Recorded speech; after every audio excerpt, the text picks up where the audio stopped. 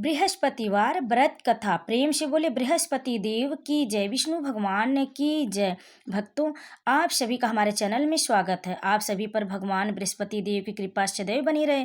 आज हम सुनेंगे बृहस्पतिवार की संपूर्ण व्रत कथा, जिसके सुनने से अन्न, धन, ऐश्वर्य और सुख, सौभाग्य, पुत्र पौत्र की प्राप्ति होती है। तो भक्तों, श्रद्धा और भक्ति के साथ गुरुवार के दिन इस कथा का बहुत ही भक्ति भाव से श्रवण करना चाहिए, ताकि आपकी समस्त मनोकामना पूर्ण हो और आपके घर में धन की वृद्धि हो और हमेशा घर अन्न धन से भरा रहे। तो चलिए भक्तों, मन में भगवान बृहस्पति देव का स्मरण करते हुए इस व्रत कथा को सुनते हैं और उनका आशीर्वाद प्राप्त करते हैं। उससे पहले अगर आप हमारे चैनल पर पहली बार आए तो हमारे चैनल को सब्सक्राइब जरूर करें, वीडियो को लाइक करें, शेयर करें और कमेंट में विष्णु भगवान की जय अवश्य लिखें और इस कथा को अंत तक सुने, तभी आपको संपूर्ण फल की प्राप्ति होगी। प्राचीन समय की बात है। भारत में एक राजा राज्य करता था। वह बड़ा प्रतापी तथा दानी था। वह नित्य प्रति मंदिर में भगवत दर्शन करने जाता था। वह ब्राह्मण और गुरु की सेवा किया करता था। उसके द्वार से कोई भी याचक निराश होकर नहीं लौटता था। वह प्रत्येक गुरुवार को व्रत रखता एवं पूजन करता था। हर दिन गरीबों की सहायता करता था, परंतु यह सब बातें उसकी रानी को अच्छी नहीं लगती थी। वह न व्रत करती और न किसी को एक भी पैसा दान में देती थी। वह राजा से भी ऐसा करने को मना किया करती थी। एक समय की बात है, राजा शिकार खेलने वन को चले गए। घर पर रानी और दासी थी। उस समय गुरु बृहस्पति साधु का रूप धारण कर राजा के दरवाजे पर भिक्षा मांगने आए। साधु ने रानी से भिक्षा मांगी तो वह कहने लगी, हे साधु महाराज, मैं इस दान और पुण्य से तंग आ गई। इस कार्य के लिए तो मेरे पतिदेव ही बहुत है। आप ऐसी कृपा करें कि सारा धन नष्ट हो जाए तथा मैं आराम से रह सकूं। साधु रूपी बृहस्पति देव ने कहा, हे देवी, तुम बड़ी विचित्र हो। संतान और धन से कोई दुखी नहीं होता, इसको सभी चाहते हैं। पापी भी पुत्र और धन की इच्छा रखता। अगर तुम्हारे पास अधिक धन है तो भूखे मनुष्यों को भोजन कराओ, प्याऊ लगवाओ, ब्राह्मणों को दान दो, धर्मशालाएं बनवाओ, कुआं, तालाब, बावड़ी, बाग, बगीचे आदि का निर्माण कराओ तथा निर्धनों की कुंवारी कन्याओं का विवाह करवाओ, साथ ही यज्ञ करो। इस प्रकार के कर्मों से आपके कुल का और आपका नाम परलोक में भी सार्थक होगा एवं तुम्हें भी स्वर्ग की प्राप्ति होगी। परंतु रानी साधु की इन बातों से खुश नहीं हुई। उसने कहा, हे साधु महाराज, मुझे ऐसे धन की आवश्यकता नहीं जिसको मैं अन्य लोगों को दान देती फिरूं तथा जिसको रखने और संभालने में ही मेरा सारा समय नष्ट हो जाए। साधु ने कहा, हे देवी, यदि तुम्हारी ऐसी ही इच्छा है तो जैसा मैं तुम्हें बताता हूँ तुम वैसा ही करना। बृहस्पतिवार के दिन घर आंगन को गोबर से लीपना, अपने केसों को पीली मिट्टी से धोना, केसों को धोते समय स्नान करना, राजा से कहना वह हजामत करवाए, भोजन में मांस मदिरा खाना, कपड़े धोबी के यहाँ धुलने देना। इस प्रकार 7 बृहस्पतिवार करने से तुम्हारा सारा धन नष्ट हो जाएगा। यह कहकर साधु महाराज रूपी बृहस्पति देव अंतर्ध्यान हो गए। रानी ने साधु के कहने के अनुसार 7 बृहस्पतिवार तक वैसा ही करने का विचार किया। साधु के बताए अनुसार कार्य करते हुए केवल 3 बृहस्पतिवार ही बीते थे कि उसकी समस्त धन संपत्ति नष्ट हो गई। भोजन के लिए दोनों समय परिवार तरसने लगा तथा सांसारिक भोगों से दुखी रहने लगा। तब राजा रानी से कहने लगा कि हे रानी, तुम यहाँ पर रहो, मैं दूसरे देश को जाता हूँ, क्योंकि यहाँ पर मुझे सभी जानते, इसलिए मैं यहाँ पे कोई कार्य नहीं कर सकता। मैं अब परदेश जा रहा हूँ, वहाँ कोई काम धंधा करूँगा, शायद हमारे भाग्य बदल जाए। ऐसा कहकर राजा परदेश चला गया। वह वहां से जंगल से लकड़ी काट कर लाता और शहर में बेचता। इस तरह जीवन व्यतीत करने लगा। इधर राजा के बिना रानी दासियां दुखी रहने लगी। किसी दिन भोजन मिलता और किसी दिन जल पीकर ही रह जाती। एक समय रानी और दासियों को 7 दिन बिना भोजन के व्यतीत करने पड़े तो रानी ने अपनी दासी से कहा, हे दासी, यहाँ पास ही के नगर में मेरी बहन रहती है, वह बड़ी धनवान है, तू उसके पास जा और वहां से 5 सेर भेजर मांग कर ले आ, जिससे कुछ समय के लिए गुजारा हो जाएगा। दासी ने रानी की बहन के पास गई। रानी की बहन उस समय पूजा कर रही थी। बृहस्पतिवार का दिन था। दासी ने रानी की बहन से कहा, हे रानी, मुझे आपकी बहन ने भेजा है, मुझे 5 सेर बेजर दे दो। दासी ने यह बात अनेक बार कही, परंतु रानी की बहन ने कोई उत्तर नहीं दिया। क्योंकि वह उस समय बृहस्पतिवार की कथा सुन रही थी। जब दासी को रानी की बहन से कोई उत्तर नहीं मिला तो वह बहुत दुखी हुई। उसे क्रोध भी आया। वह लौटकर रानी से बोली, हे रानी, आपकी बहन बहुत ही घमंडी है। वह छोटे लोगों से बात नहीं करती है। मैंने उससे कहा तो उसने कोई उत्तर नहीं दिया। मैं वापस चली आई। रानी बोली, हे दासी, इसमें उसका कोई दोष नहीं है। जब बुरे दिन आते हैं तब कोई सहारा नहीं देता। अच्छे बुरे का पता विपत्ति में ही लगता है। जो ईश्वर की इच्छा होगी वही होगा। यह सब हमारे भाग्य का दोष है।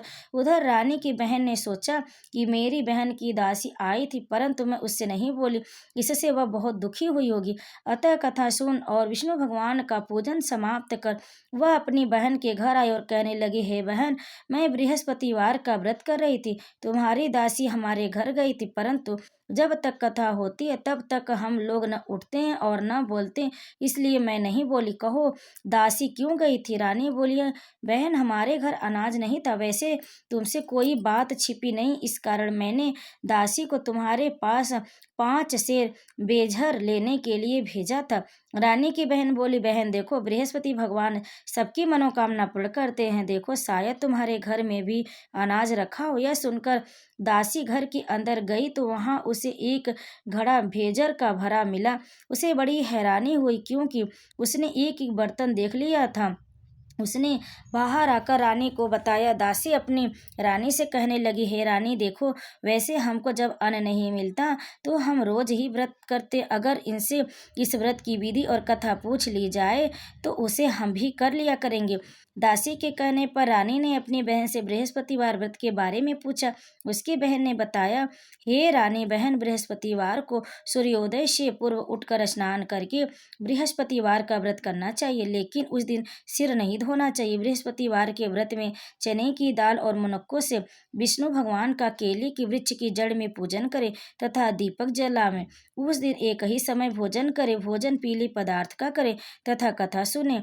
इस प्रकार करने से गुरु भगवान प्रसन्न होते, अन्न पुत्र धन देते। इस तरह व्रत और पूजन की विधि बताकर रानी की बहन अपने घर लौट गई। रानी और दासी दोनों ने निश्चय किया कि वे बृहस्पति देव भगवान का पूजन जरूर करेंगी। 7 दिन बाद जब बृहस्पतिवार आया तो उन्होंने व्रत रखा। घुड़साल में जाकर चना और गुड़ बीन लाई और उसकी दाल से केले की जड़ में विष्णु भगवान का पूजन किया। अब भोजन कहाँ से आए? दोनों बड़ी दुखी हुई, परंतु उन्होंने व्रत किया था, इस कारण बृहस्पति देव भगवान प्रसन्न थे। वे एक साधारण व्यक्ति के रूप में 2 थालों में सुंदर पीला भोजन लेकर आए और दासी को देकर बोले, हे दासी, यह भोजन तुम्हारे और रानी के लिए, तुम दोनों करना। दासी भोजन पाकर बड़ी प्रसन्न हुई और रानी से बोली, रानी जी, भोजन कर लो। रानी को भोजन आने के बारे में कुछ भी पता नहीं था, इसलिए वह दासी से बोली, जा तू ही भोजन कर, क्यों तू हमारी व्यर्थ में हंसी उड़ाती है? दासी बोली, एक व्यक्ति अभी भोजन दे गया। रानी कहने लगी, वह भोजन तेरे लिए ही दे गया, तू ही भोजन कर। दासी ने कहा, वह व्यक्ति हम दोनों के लिए 2 थालों में भोजन देंगे, इसलिए मैं और आप दोनों ही साथ साथ भोजन करेंगे। फिर दोनों ने गुरु भगवान को नमस्कार कर भोजन प्रारंभ किया। उसके बाद से वे प्रत्येक बृहस्पतिवार को गुरु भगवान का व्रत और पूजन करने लगी।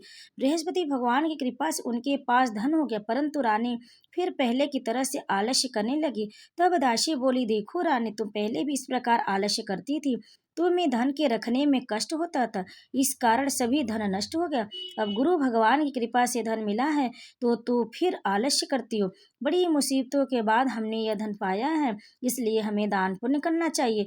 तुम भूखे मनुष्यों को भोजन कराओ, प्याऊ लगवाओ, ब्राह्मणों को दान दो, कुआं, तालाब, बावड़ी आदि का निर्माण कराओ, मंदिर, पाठशाला बनवाकर दान दो, कुंवारी कन्याओं का विवाह करवाओ, धन को शुभ कार्यों में खर्च करो, जिससे तुम्हारे कुल का यश बढ़े तथा स्वर्ग प्राप्त हो और पितृ प्रसन्न हो। दासी की बात मानकर रानी ने इसी प्रकार से कर्म करने प्रारंभ किए, जिससे उनका काफी यश फैलने लगा। एक दिन रानी और दासी आपस में विचार करने लगे, न जाने राजा किस दशा में होंगे, उनकी कोई खोज खबर नहीं है। गुरु भगवान से उन्होंने प्रार्थना की और भगवान ने रात्रि में राजा को स्वप्न में कहा, हे राजा, उठ, तेरी रानी तुझको याद करती है। अब अपने देश को लौट जा। राजा प्रातः काल उठकर जंगल से लकड़ियां काट कर लाने के लिए जंगल की ओर चल पड़ा। जंगल से गुजरते हुए वह सोचने लगा, रानी की गलती से कितने दुख भोगने पड़े। राजपाट छोड़कर उसी जंगल में आकर रहना पड़ा। जंगल से लकड़ियां काट कर उन्हें गुजारा करना पड़ा। उसी समय उस जंगल में बृहस्पति देव एक साधु का रूप धारण करके आए और राजा के पास आकर बोले, हे लकड़हारे, तुम इस सुनसान जंगल में किस चिंता में बैठे हो, मुझे बतलाओ। यह सुन राजा के नेत्रों में जल भर आए और साधु की वंदना कर बोला, हे प्रभु, आप सब कुछ जानने वाले। इतना कहकर राजा ने साधु को अपनी संपूर्ण कहानी सुना दी। महात्मा तो स्वभाव से ही दयालु होते।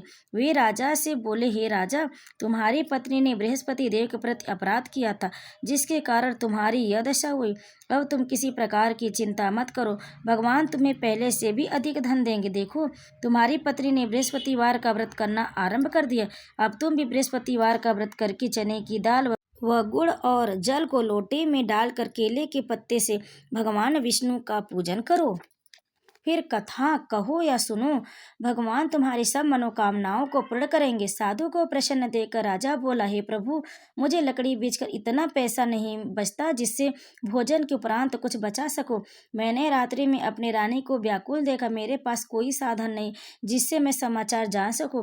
फिर मैं बृहस्पतिवार की कौन सी कहानी कहूँ या सुनूं? तुझको तो कुछ भी मालूम नहीं। साधु ने कहा, हे राजा, तुम किसी बात की चिंता मत करो। बृहस्पतिवार के दिन तुम रोजाना की तरह लकड़ियां लेकर शहर में जाओ। तुम्हें रोज से 2 गुना धन प्राप्त होगा, जिसे तुम भली भांति भोजन कर लोगे तथा बृहस्पति देव की पूजा का सामान भी आ जाएगा। लकड़हारा बने राजा ने उस साधु से भगवान बृहस्पति देव की यह कथा सुन कर व्रत किया तो सभी क्लेश दूर हो गए। लेकिन अगले बृहस्पतिवार को काम काज में अधिक व्यस्त रहने के कारण उसने भगवान बृहस्पति देव का व्रत नहीं किया। भगवान बृहस्पति देव लकड़हारे से क्रोधित हो गए और उसे भूल की सजा दी। उस दिन नगर के राजा ने नगर में घोषणा करके सबको सूचित किया, प्रत्येक नागरिक मेरे महल में भोजन करने आए। जो नहीं आएगा उसे अपराधी मानकर भारी दंड दिया जाएगा। लकड़हारा बने राजा ने उस नगर के राजा की घोषणा तो सुनी, लेकिन जंगल से लकड़ी काट कर लाने और उन्हें बेचने में देर हो जाने के कारण वह समय पर महल में भोजन करने नहीं जा सका। अतः राजा के सैनिक लकड़हारे को पकड़कर महल में ले गए। राजा ने उसे महल के एक कक्ष में बैठाकर भोजन कराया। उस कक्ष में एक खूंटी पर रानी का सोने का हार लटका हुआ था। लकड़हारा अकेले उस कक्ष में भोजन कर रहा था। तभी उसने एक आश्चर्यजनक घटना घटती देखी। देखते ही देखते वह खोटी हार को निगल गई। थोड़ी देर के बाद राजा ने हार को गायब देखा तो लकड़हारे को कारावास में डलवा दिया। लकड़हारा मन ही मन अपने भाग्य को कोसने लगा। तभी उसे जंगल में मिले साधु का स्मरण हो आया।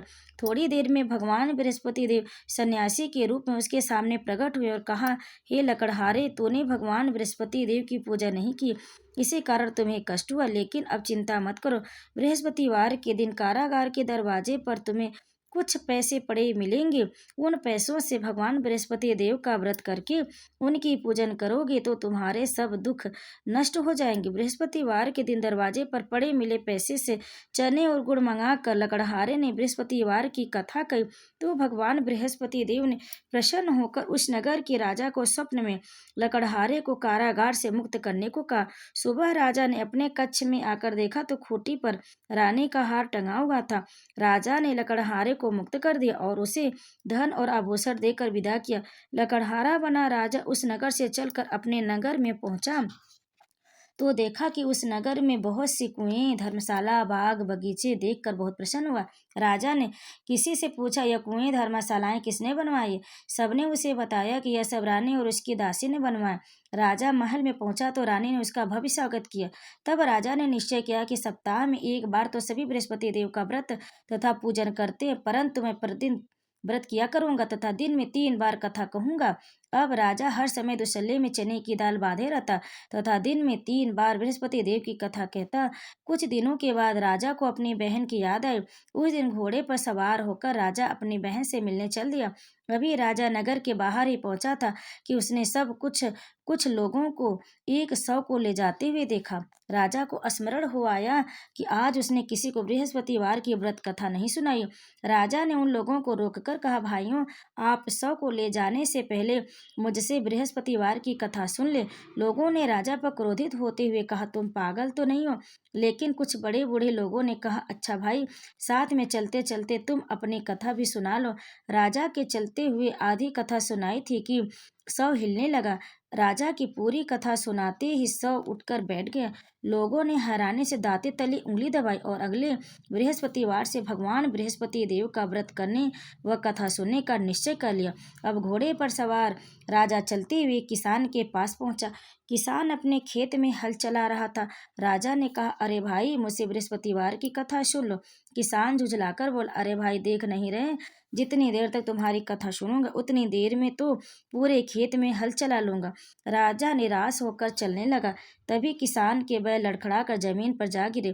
किसान के पेट में भी जोरों का दर्द होने लगा। उस किसान की पत्नी जब खाना लेकर आए तो उसने किसान से इस बारे में पूछा। किसान ने घुड़सवार की पूरी कहानी सुनाई। किसान की पत्नी दौड़ती हुई राजा के पास पहुंचकर हाथ जोड़कर बोली, भैया, मैं तुम्हारी कथा सुनने को तैयार हूँ। राजा ने उसके साथ खेत पर पहुंचकर बृहस्पतिवार की कथा सुनाई। तभी बैल उठकर खड़े हो गए। किसान के पेट का दर्द भी तुरंत ठीक हो गया। राजा अपनी बहन के घर पहुंचा और तो उसकी बहुत आवभगत हुई। अगले दिन सुबह उठकर राजा ने देखा घर के सभी लोग भोजन कर रहे हैं। किसी भूखे को बृहस्पतिवार की कथा सुनाए बिना राजा भोजन नहीं करता था। उसने बहन से कहा, बहन, क्या घर में कोई ऐसा व्यक्ति है जिसने अभी तक भोजन न किया हो? उसकी बहन बोली, भैया, हमारे घर में तो क्या आपको पूरे नगर में कोई ऐसा व्यक्ति नहीं मिलेगा जिसने सुबह सुबह भोजन नहीं किया हो। तब राजा ने बहन के घर से निकलकर उस नगर में बिना भोजन किए व्यक्ति की तलाश की। एक गडेरिये के घर में उसका बेटा बीमार होने के कारण भूखा रह गया था। राजा ने उसको जाकर बृहस्पतिवार की कथा सुनाई। कथा सुनते सुनते गडेरिये का बीमार बेटा बिल्कुल ठीक हो गया। सबने राजा की प्रशंसा की। एक दिन राजा ने अपनी बहन से कहा, बहन, हम अपने घर जाना चाहते, तुम भी हमारे साथ चलो, कुछ दिन वहां रह कर लौट आना। राजा की बहन ने अपनी सास से पूछा तो सास ने ताने देते हुए कहा, बहू, मायके जाना हो तो अकेली जाना, मेरे पोतों को नहीं ले जाना। तुम्हारे भाई को कोई संतान नहीं, कहीं तुम्हारी भाभी मेरे पोतों पर कोई जादू टोना न कर दे। दूसरे कक्ष में बहन की सास की बातें सुनकर राजा दुखी मन से अकेला ही अपने नगर को लौट आया। रानी ने राजा से कहा, आप तो अपनी बहन को साथ लाने की बात कहकर गए थे, फिर बहन को साथ क्यों नहीं लाए? तब राजा ने दुखी होते हुए कहा, रानी, हम निसंतान, इसलिए कोई हमारे घर आना पसंद नहीं करता। रानी ने राजा को समझाया, हे प्राणनाथ, हमें बृहस्पति देव ने सब कुछ दिया, अब भगवान बृहस्पति देव हमें संतान भी अवश्य देंगे। बृहस्पतिवार को विधिवत व्रत करते हुए राजा रानी ने भगवान बृहस्पति देव से संतान के लिए प्रार्थना की। कुछ दिनों के बाद उन्होंने स्वप्न में दर्शन देते हुए कहा, हे राजन, तेरी मनोकामना अवश्य पूरी होगी। एक सप्ताह के बाद ही रानी गर्भवती हुई। 10वें महीने रानी ने एक सुंदर पुत्र को जन्म दिया। राजा रानी जीवन पर्यंत बृहस्पतिवार का व्रत करते रहे। उनके घर में धन की वर्षा होती रही। इस तरह आनंद पूर्वक जीवन यापन करते हुए राजा रानी भगवान बृहस्पति देव की अनुकंपा से मोक्ष को प्राप्त करके सीधे बैकुंठ धाम पहुंच गए।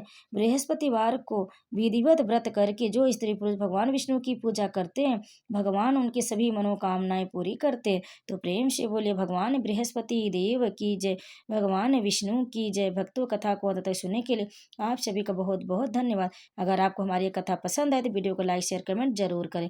आप सभी पर बृहस्पति देव कृपा सदैव बनी रहे। प्रेम से बोले बृहस्पति देव की जय।